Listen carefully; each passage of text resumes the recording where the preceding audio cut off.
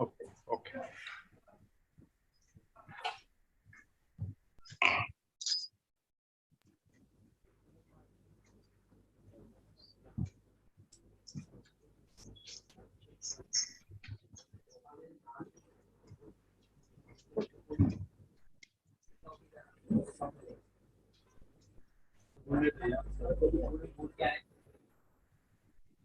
Namaste and very good morning.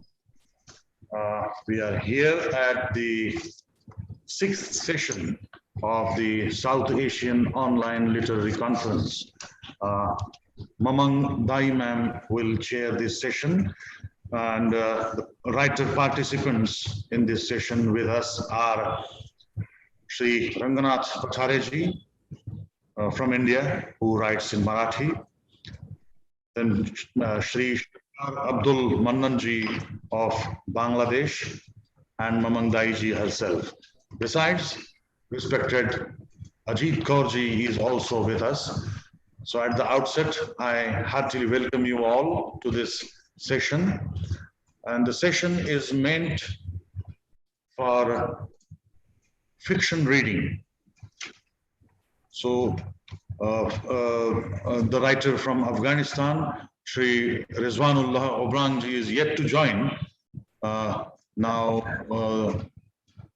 with the approval of the chair, Mamang Daiji and Ajit Kaurji, I first request Ranganath Pathareji to read out from his.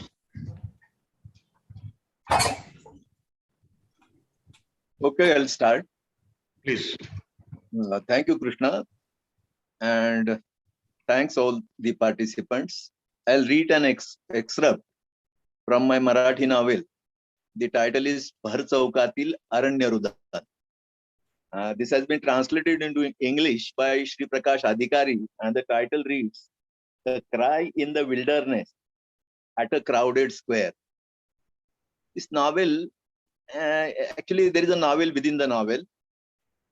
The protagonist of the novel is an aspiring writer, and he is born to Dalit parents, and both are teachers. His parents are teachers, and when he graduates in journalism, his parents tell him that people will get advantage of being Dalits, and you can join some government service somewhere in information sector. But he refuses. He says that even if I am Dalit by birth, I have been very well, everything was available to me. I reject any sort of, things that are available due to my birth. And I shall challenge, I shall face everything in open, rather than taking advantage of the situation. So he joins the press in Mumbai. He struggles.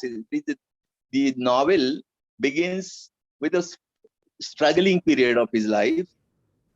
He's working as a sub-editor of, what should I say, a Langoti evening newspaper. Langoti in Marathi, it's an insignificant paper, whose owner, editor, everything is a person called Babu Rao. And he essentially uses his paper to extort money from people who are involved in illegal activities, briberies, and so on, and corruption and so on. He identifies them and he sends his sub-editors to them and gets advertisements. So in some way or other, he works on that on these lines. Actually, the name sub-editor is quite big, but actually they are errand boys. They go there as accordingly told by the owner and the editor and everything, and they collect advertisement. They collect whatever is asked them to do, and the protagonist Sunil Nikalji one day goes to Thane, which is a part of Mumbai now, and he encounters a man, or actually this is the beginning of the novel. And Sunil has he's an aspiring writer, so he writes about things he sees around him. So the novel begins with this sort of a day in the life of Sunil. I'll read it.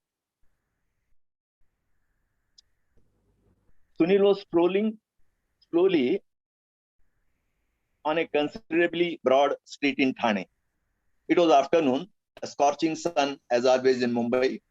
At noon, it is at its peak. Mumbai and Thane are not separable now.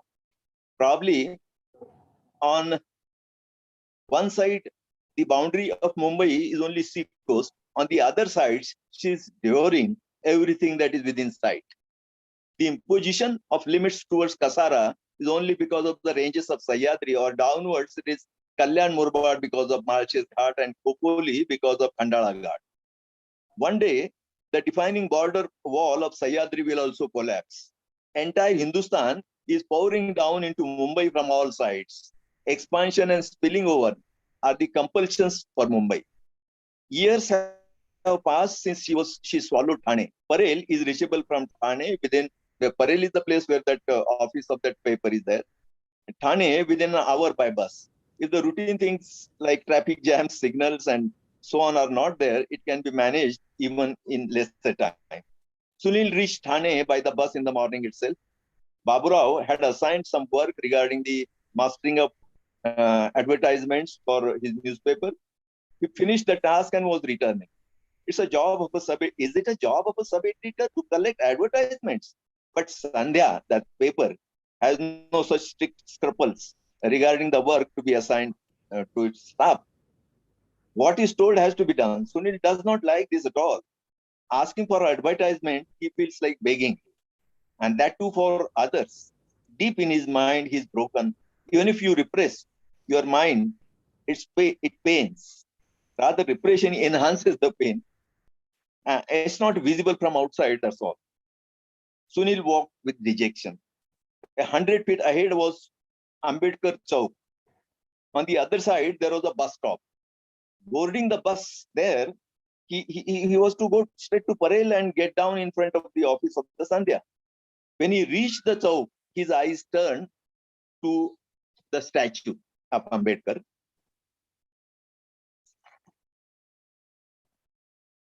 And then his eyes slid down leisurely to the pedestal and were transfixed. There, a dirty cloth was attached to 4 sticks, and the corners were tied with a string to form a shelter. A woman was sitting with the head of a man in her lap. She was lean and weak. She had a dirty linen on. There was ample dust on her body. The man whose head was in her lap was lying motionless.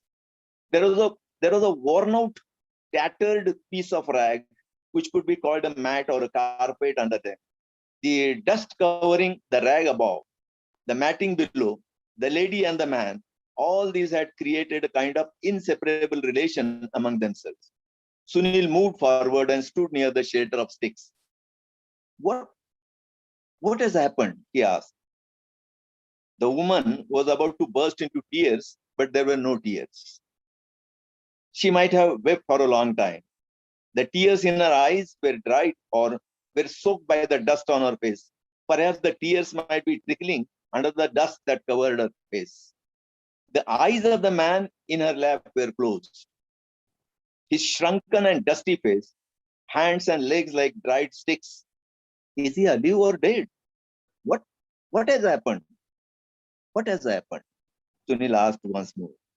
He sat on the tattered linen. She touched her forehead with her hand. He is no more, she said. No more? How? Who is he? Why did he die? Sunil could not understand. She touched the kumkum on her forehead and then touching the man in her lap, touched her chest. Means he is her husband and he is dead now. But why? What was he doing here? Or has she brought him here from her house itself? Is she here to beg for his funeral?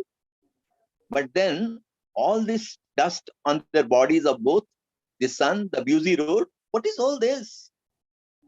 What happened? How did it happen? Sunil asked.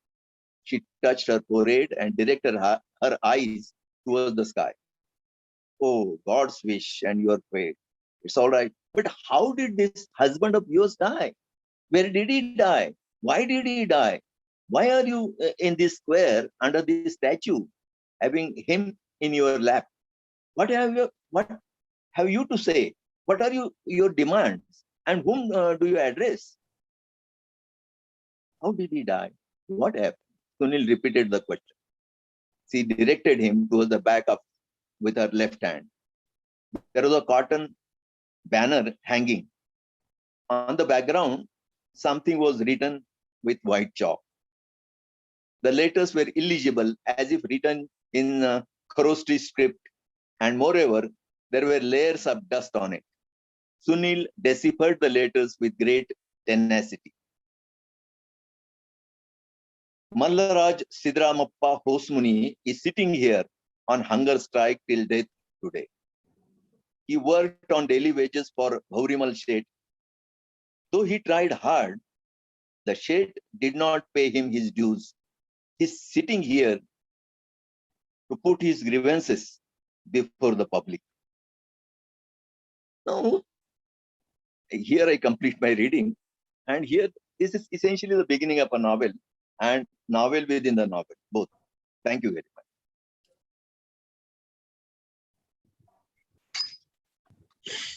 Thanks a lot, Prasadaji, for reading out from your widely acclaimed Marathi novel, Bhar Chaukatil Aranya Rudan. It is actually a sort of metafiction novel within the novel, as pointed out by Pathareji himself. Now, Mamang ma'am, could we invite Shri Sharkar Abdul Mannanji, Yeah. the Yes. writer from Bangladesh? Yes, Mannanji, please. Thank you very much, and thanks Chairperson Manang Dai. She is here, and it's a short story, and a short story, but a short version.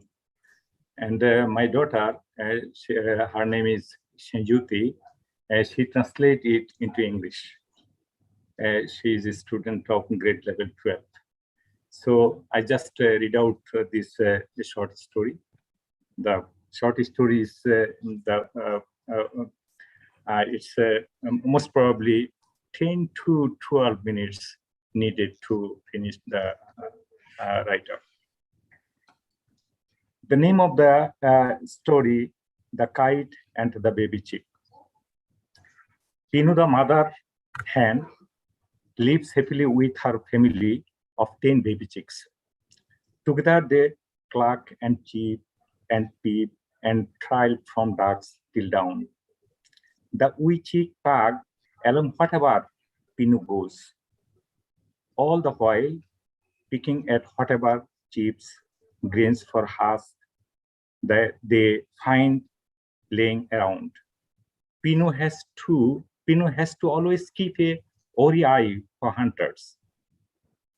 Lest a kite might take any of her babies away. She does well in protecting her chicks, and so she lives through the days apart quietly happily. Until one day, it so happened that a kite snatches away Dino, one of Pinu's claimest girls. The girl who never thought about food, never went to ride on mom's back, never stayed from the flock. Pinu is deeply in shock, and her sorrows know no bounds. She starts struggling harder for the rest of her babies. She does everything to feed the baby chicks while remaining half-fed or unfed herself. In sun and in rain, she fights harder than before to shed her dear ones. She did try her best to save Dino. Pinu thinks. She saw the wicked kite circling overhead, but it happened so fast. Pinu broke out in a prancing billow, made it so high in the air like never before, but couldn't reach the kite whatsoever. She clucked a low-pitched cluck for so long in utter grief. What else could she do? Nobody knows if their father were alive. Who could tell if he had been eaten? Besides his being alive or not, this doesn't matter. This doesn't make any difference. He never cared for the chicks. Pino alone has been doing everything, feeding the chicks, shielding them from hunters like fox, vulture, and kites, and other always on the prowl. Everything all by herself. Still, she could not make it. The good girl was lost. Now only 9 are remaining. Now all Pino thinks about is her living babies. Neither these thoughts seems to help because it so happens that within a short time, she lost 8 of her chicks, one after another.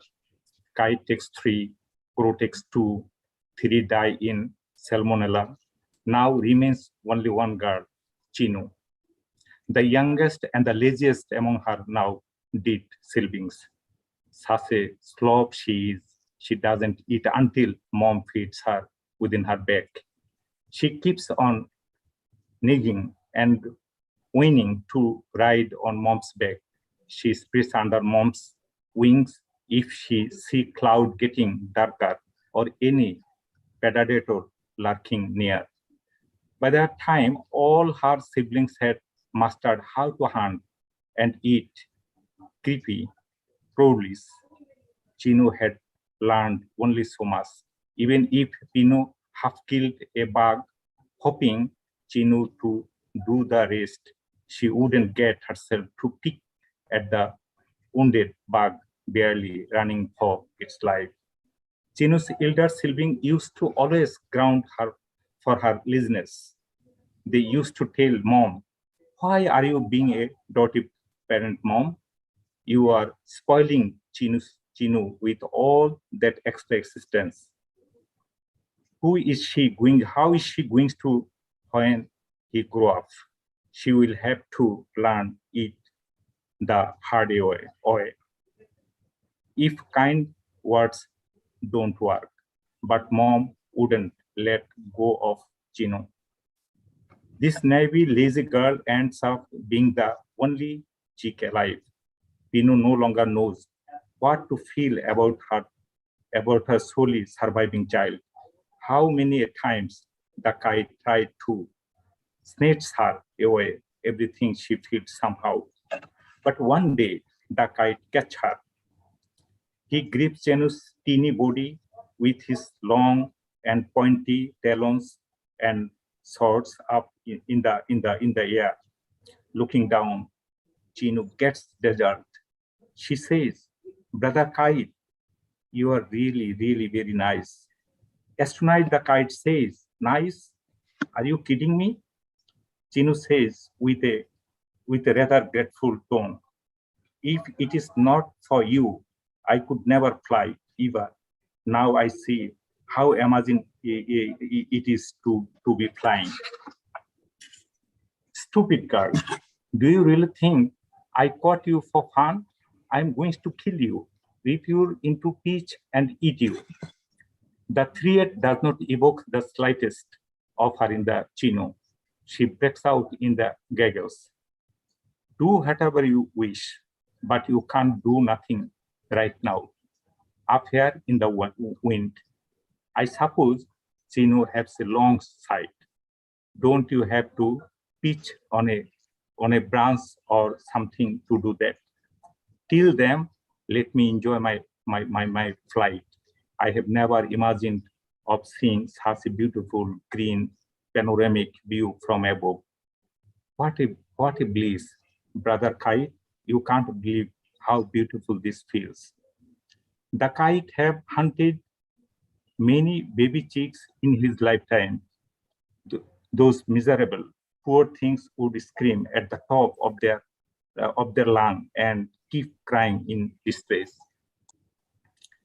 The higher he could shot up in their air, the rose their fight god. At times, their pathetic turn would annoy him for a point that would have to hasten and devouring his fear. Am I ending my reading? I have 2 pages only, rather. Go Please, on, please. you can carry on. Yeah. Yeah, thank you very much. But the Sinu is absolutely different. She seemed to not know what fear is. She knows joy, she knows thrill, she knows beauty. The kite got pensive. He has been ruling the sky, gliding above this all so familiar land for ages. But such thought like the chicks have never crossed his mind for a fleeting moment. Never did he grieve about the beauty of this green earth beneath him, but never did he feel the beauty in this void of sky. You know what, brother Kite? Nobody else would give me this fantastic ride in the wind. Chinu breaks the kite's trail of thoughts. I grew up reading on my mom's back. That was fun. I never wanted to share that fun with my siblings. They used to scuffle with each other over the ride, but mom always chose me over all them for that. She saved the deepest and warmest place under her wing, only for me. Chinu feels a lump in her throat. But now I feel as if you are carrying me through the sky with more loving care than my mom offered me. I wouldn't have died if I had fallen from my mom's back. But I will die now if I slip from your hold. This started laughter the kite. What will I eat if you let you slip off? I'm not letting you go. Don't you think I'm your mom? Says the kite, but feels something different, something not so selfish, something tender. He can't help wondering how mellow the chick talked, and the next moment he finds himself worrying about what to do with her. He had failed twice previously attempting to catch Chinu. Every time the mother bolted near with her strongest bite. He succeeded on the 3rd attempt. The kite fish drained. He can no longer continue his flight. He needs to pitch down on a sky-high branch and rest. He can then listen to what Chino has to say. So he does. Then he puts Chino on another secured branch. Brother Kite, how did you see me from that far? You must have very good sight, asked Chino with innocent curiosity. The kite flips up his feather in pride and says, right you are. We can see clearly from a very long distance. We, the birds of prey, can even detect a wee bug moving on the ground from a mile far. Chanu listened with impressed eyes. The kite sandal says, why did your mom strive so hard to save you every time, risking her own life? Don't all moms do the same, said Chino. No, she seemed exceptionally determined to save you. But why? The kite says. Chino thinks something for a while, then says, all my siblings died. My mom did not want to lose me too. Even though most people think I don't have what it takes to survive. But hi, let's not take about sorrow. I want to make the best out of my time until you eat me. Let me enjoy while this lasts. The mother rides in the kite in a way like never before. He took his babies waiting for him and their mom to bring something to eat. but there is another mom waiting, perhaps waiting. Chino, I want to return you back to you, mom, says the kite finally, with a whirlwind of thoughts, thoughts wings in him, then picks Chino and flies all the way back to her cock. Thank you very much. Thank you. Thanks a lot, Mandanji, for that Thank marvelous short story. And now we come to the chair of this session, Mamang Man, distinguished writer from India, writing in English. Mamang Man. Krishnaji, thank you. What about the other participant, Mr. Rezwanullah? He won't be joining us, Mr. Obrang? Until now, he couldn't join in. Okay. Yeah. I think we had, first of all, it's so nice to be sitting together, even online, and to see you, Ajit, Madam Ji, respected Madam. It's so nice of you to bring us together. Also, Ajit, not respected, Madam.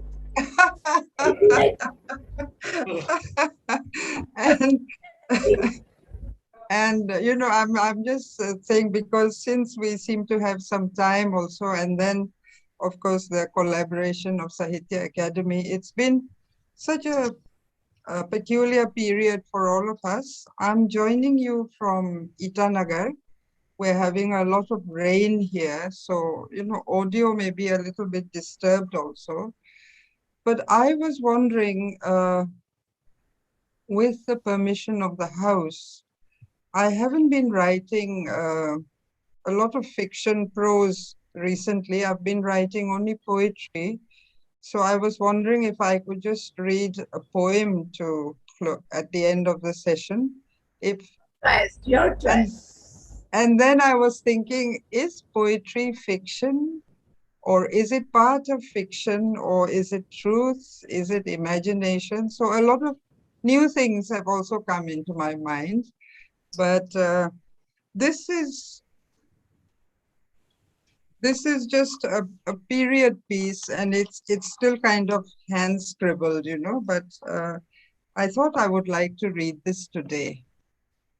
It's called Second Wave. I can read this, no, Krishna ji, it's okay? Please, ma'am. Yeah. Our fragility is no match for this second wave. Again, this uproar of war and warriors on the ground, bullets and rocket attacks. In holy lands and streets of temple pagodas, all the crossroads are erased. Among prophets and brothers, who will protect the future then? All winter we lay buried with the dead. Such a long night. Again we can't breathe. Alpha, beta, gamma, delta, virus variants without a country's name. In the heat of funeral pyres, someone is holding a lantern standing over my head. A word poised on the tip of a blade. Have you found shelter yet? Spring will arrive, touching limbs and eyes. Be still yet. Have you forgotten those fields and rivers when a stone was a stone, born with its own soul? The trees have their honor, and men and women, we are a celebration too. Hidden in the rubble lies the future, buried with roses in the sky garden. Find the courage to wait. Life will lead us, rising from cellars and caves, born to return with open hands. We'll find summer again. Thank you. That's the poem. It's just sitting in Itanagar and writing words. So thank you, madam. Thank you, Krishna ji. Go ahead, some more. I think it's better if we finish on time or even a little before time. I'm really sorry Mr. Rezvanullah could not join us. No, Yeah. it would have been nice, but I was very moved to read about the daily wage earners in Pathareji's story also, you know, a cry in the wilderness. These things happen when people are isolated, fighting alone, or, you know, just being in solitude. So I think this is wonderful that we can actually connect in digital world. Itanagar is a bit difficult. We keep having power outages, but even so, I think poetry and fiction in this time brings us together. You know, we can actually throw away all borders and talk to one another and enjoy the view as we saw in Sri Mananji's story where the tables are turned between the kite and the chick. I thought that was quite fascinating, really, you know, where simple innocence and faith can really turn things around and restore hope and make friends with enemies, that kind of thing. I don't know. Ajit Madam is better, respected Madam is better equipped to talk about these things. And Ajit Didi. Ajit Didi. Ajit Didi, okay, okay. Thank you everyone. Thank you, ma'am. So in this session, we enjoyed three major literary genres. Pathareji read out from his novel, Mannanji read out his short story, and Mamang ma'am recited a wonderful poem. So thanks a lot, all the three dignitaries, distinguished writers, Ajit ma'am also. And incidentally, a couple of moments ago, respected Secretary Sahitya Akademi, Dr. K. Srinivas Raoji has also joined in. So thanks to him as well. Hello, Raji. Madam. There he is. Thank you, Mamanji, and thank you, Pathareji, and also Mananji, because I joined little late because I had to attend some meeting. Thanks, Krishnaji. So our next session is at 12:25. Yes, 25 past 12. Let us look forward to the next session. Renuka Singh ji will chair that session, and the session is meant for paper presentation as well as readings. So let us look forward. Thanks all again. Thank you so much. Thank you.